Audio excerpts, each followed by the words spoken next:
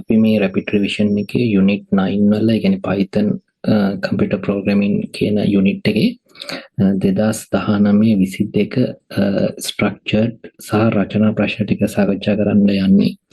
එතකොට ඉස්සෙල්ලාම අපි 2022 ප්‍රශ්නයන් සාකච්ඡා කරන්න ආරම්භ කරමු.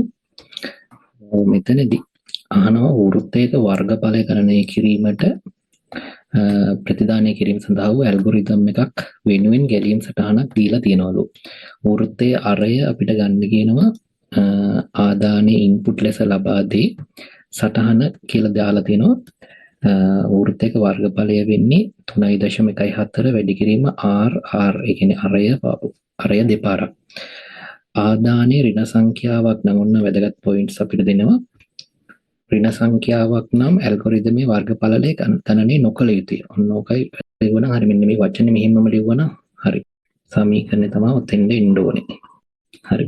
ඊළඟට අවසානයේදී තියෙනවා ඉතලා කියන්නේ c කියලා කියන්නේ අපි අර 4i කියලා ගන්නෙ. 4i යන් දුන්නොත් මේක 0. else part එකට ගිහිල්ලා එකතු කරලා 1 2 3 කියලා මේ මෙන්න මේ වචන ටික කියන්නේ a d v NCD අපි මෙන්න මේ අකුරු ටික නැතුව කරන්නේ. if C වල තිබ්බොත් එයා පාස් කරලා S1 හරි. ඒතර පේලිය මොකද්ද else part. එතකොට මේ A කියන එක කරගෙන යන්න ඉතින් මෙතන F1 එක 1002 වෙනවා. කියන්නේ මෙතන දෙකනේ ඉන්නේ. A කියන එක තියෙනවා A සමානයි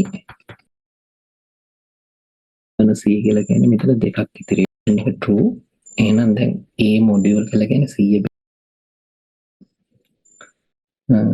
ත්‍රිගානක් කියන්නේ රිමයින්ඩර් එකක් නෑ කියලා උත්තර දෙන්නේ. A කියලා කියන්නේ අතරම 10නේ. 10 මොඩියුල් 10 අපි උනෝක ටයිප් කරලා බලමු.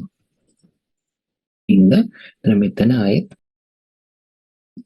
ඊළඟට මෙතනදී එක දෙවෙනි කොටසෙන් අහන්නේ දෙනනද ධන C දීලා 1 2 3 4 අපිට දුන්නොත් 3 2 4 1 එනවනම් හරි.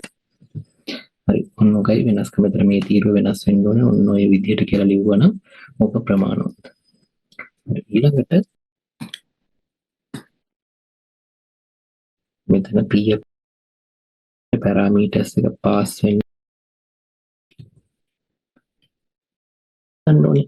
4 කියන හදා ගන්න නම් අපි ඉස්සෙල්ලාම ගන්න length කියලා. length එක ගත්ත ගමන් len function එක දාලා මේක ඇතුලේ අමිල කියලා ලිව්ව ගමන් නැත්නම් අපි variable එක දාලා එතන මෙතන 5ක් කියලා එනවා. 5 රින් 1 කියලා කියන්නේ 4. ඒතර 4 index එක ගන්න පුළුවන්. ඔබ ප්‍රශ්න ටික දාලා තියෙන්නේ i වලගේ i වලින්